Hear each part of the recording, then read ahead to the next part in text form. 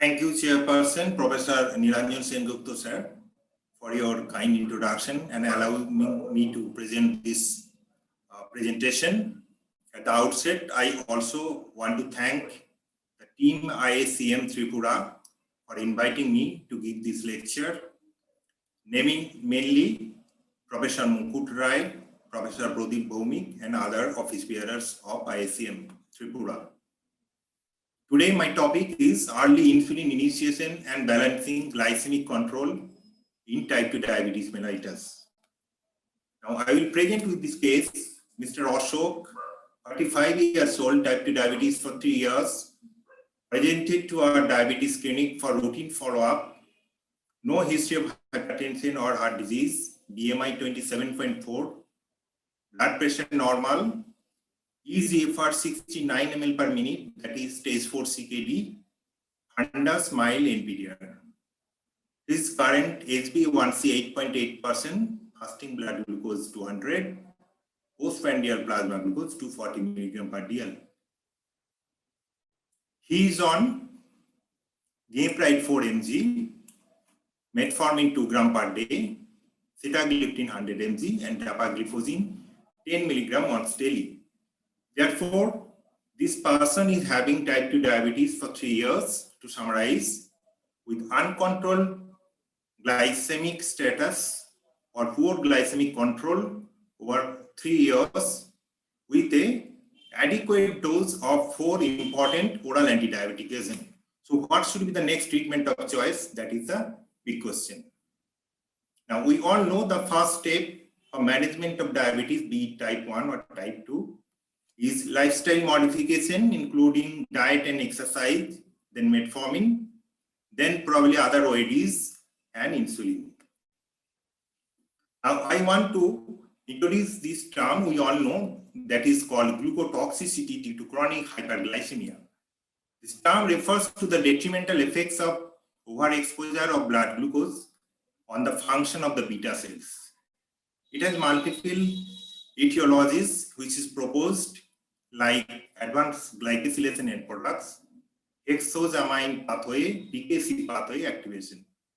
However, the main important or common pathway is formation of reactive oxygen species or superoxide anion. Now, this is UKPDS 49, published in JAMA 1999, which showed that there is progressive deterioration of beta cell function and loss of glycemic control over the years in the patient population.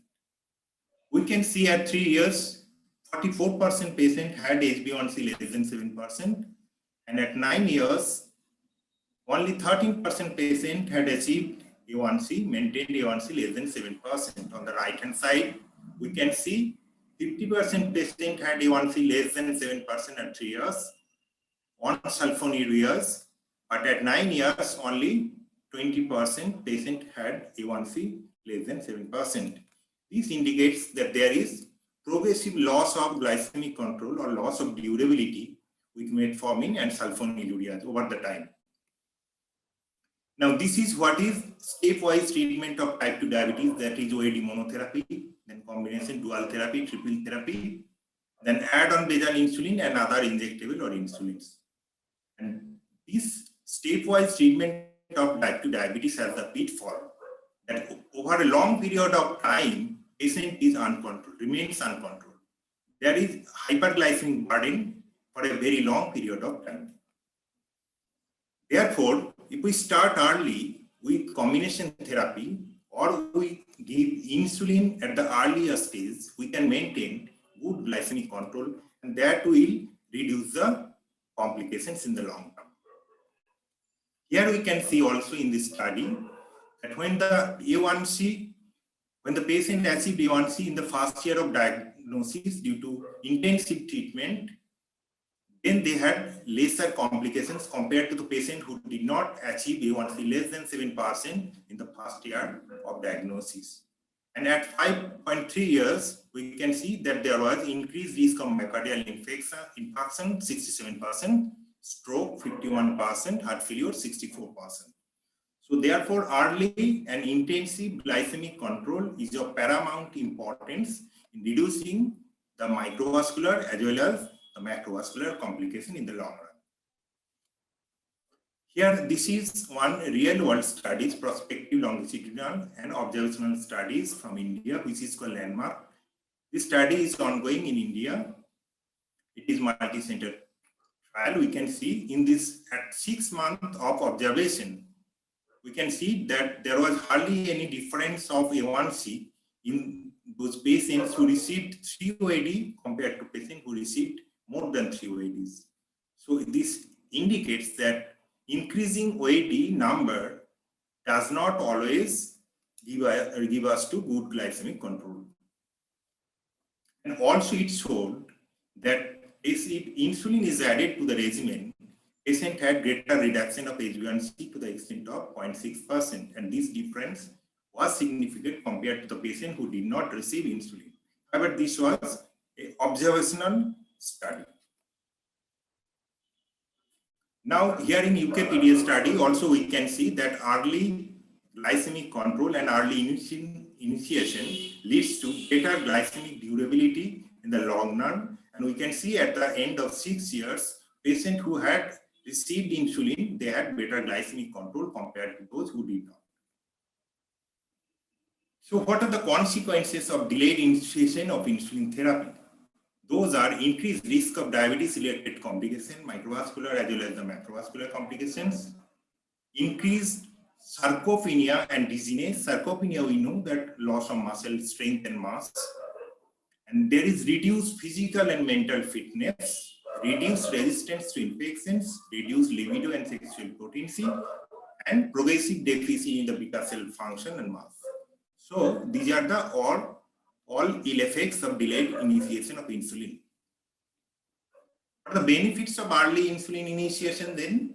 Early insulin initiation helps to achieve good glycemic control early and probably durable glycemic control. It also leads to preserve beta cell mass and function, and therefore it leads to reduction of microvascular and macrovascular complications in the long run. So when insulin should be initiated in type 2 diabetic patients, we know there are some important and emergent conditions where insulin should be given in type 2 diabetes. Those are DKA, HOM, pregnancy, surgery, infections, and critical care patients. Apart from that, in routine diabetic care follow-up patients, if HbA1c cannot be maintained within 6 months of adequate and oral anti-diabetic therapy, next is patients who had cachexia, sarcopenia, and chronic infections, and patients who had early complications and high HbA1c, and subset of patients who are linked with definite insulin deficiency as resulted by hyperglycemia, severe hyperglycemia, and also patients who had osmotic symptoms from the diagnosis with other complications. So these are the indications for type 2 diabetes. In type 2 diabetic patients, insulin should be initiated. Now, what are the problem of insulin initiation? Basically, two things. One is patient and another is physician's concerns. Patients' concerns are weight hypoglycemia, needle phobia, then weight gain, and frequent blood glucose monitoring. These are the 4 important factors which leads to denial of insulin initiation at the outset. However, we can overcome this by counseling the patient properly. Now, which insulin to be given to the patient or initiated? Is it a basal insulin or premix insulin or a regular insulin in type 2 diabetes patients who is already on oral anti-diabetic agents? This is relative contribution of fasting and postprandial blood glucose to the HbA1c. We know that we have previously known that by Monia et al. Also given such figures, that is relative contribution. We can see when the HbA1c is at the lower end of, that is less than 7% or 7.5%, the contribution on fasting and PP is almost equal. And when it is less than 7.3%, maybe the PP contribution is a little bit higher. On the other hand, as the HbA1c quintile increases, there is greater contribution from the fasting plasma glucose. Therefore, if we reduce fasting plasma glucose, we can achieve a good amount of HbA1c reduction. Now, why basal insulin? We can see that if the basal or fasting blood glucose is high, there is greater postprandial excursion. On the other hand, if the basal or fasting blood glucose is low, there is lower postprandial excursion. This is one rationale for using basal insulin at first in type 2 diabetic patients. Now, these are different studies of basal insulin, insulin glargine. We can see that from the baseline, there is significant reduction of HbA1c in most of all these studies. These are tulip studies, INSIGHT studies, laptop studies, triple studies, etc. So from the baseline, there is significant reduction and achievement of good glycemic control with the use of basal insulin, insulin glargine in all these studies. Therefore, it indicates that glargine, that is basal insulin, is effective in type 2 diabetes in achieving good glycemic control.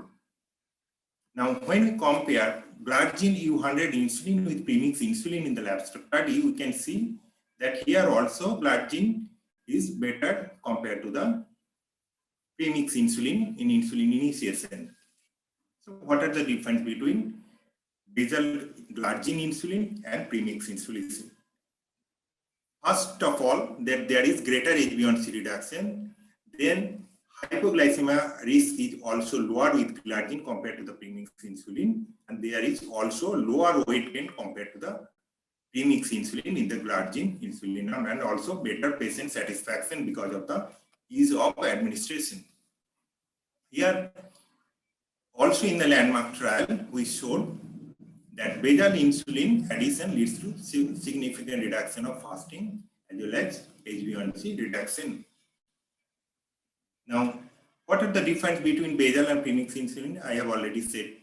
Basal insulin is simple because of single daily administration, and also it is effective. It has lower risk of hypoglycemia and weight gain compared to the premix insulin formulation, and also flexibility of administration. That is, basal insulin can be given at any point of time in the day. It can be given in the morning, afternoon, or even after dinner, or in the evening, before or after meal.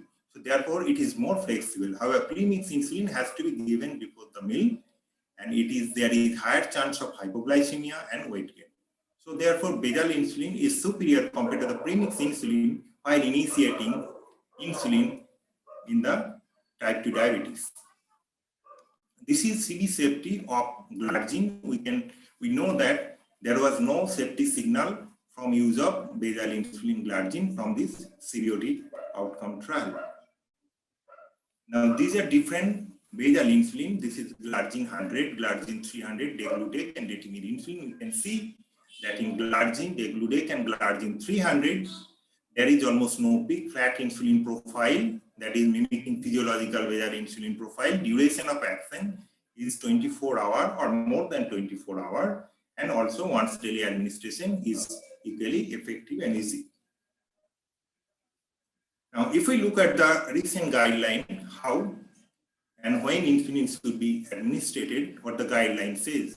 So this is the 2021 ADA guideline, which said that basal insulin should be added at a dose of 0.1 to 0.2 unit per kg. Then it has to be titrated based on the fasting plasma glucose. So therefore, patients should at least do twice in a week self-monitoring of blood glucose by glucometer.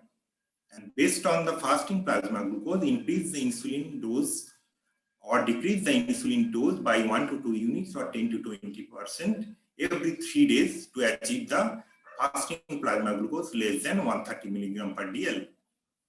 And then if it is achieved, it's good. And then we have to, if the insulin dose is very high, basal insulin dose is high, then we have to assess whether we are giving much basal insulin compared to what is actually required. So how we will know that we are giving excessive of basal insulin? The indicators are basal dose is more than 0.5 unit per kg body weight, and elevated bedtime, morning, or postprandial and preprandial glucose difference. If the glucose difference is more than 50 milligram per dl or hypoglycemia or high glycemic variability, then we can think of overbasalization, and then we have to think accordingly and readjust the insulin regimen.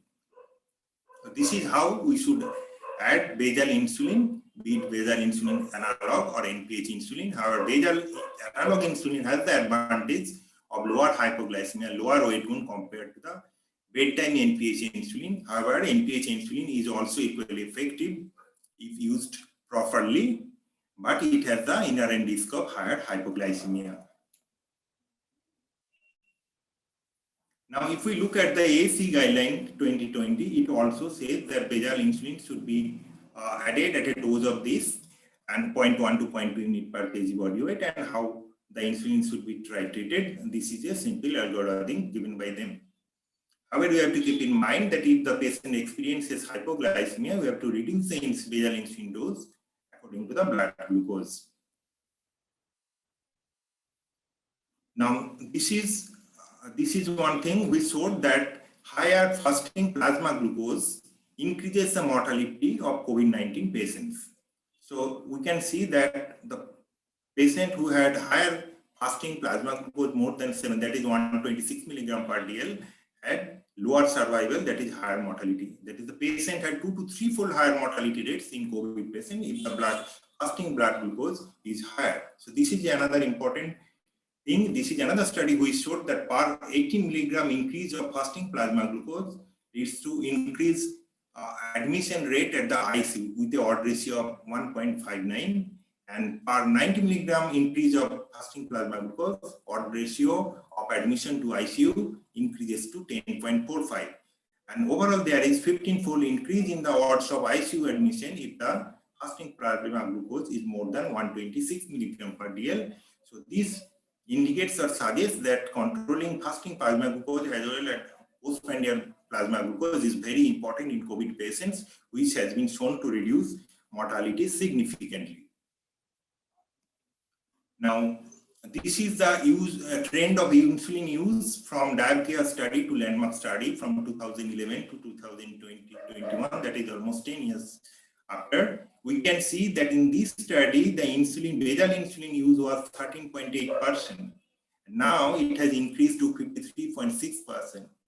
So there is increasing use of the basal insulin probably because of the increasing latest or rational guidelines coming up in the latest period, also because of the ease of administration and less chances of hypoglycemia, and maybe the physicians are also sure about the effectiveness of the basal insulin.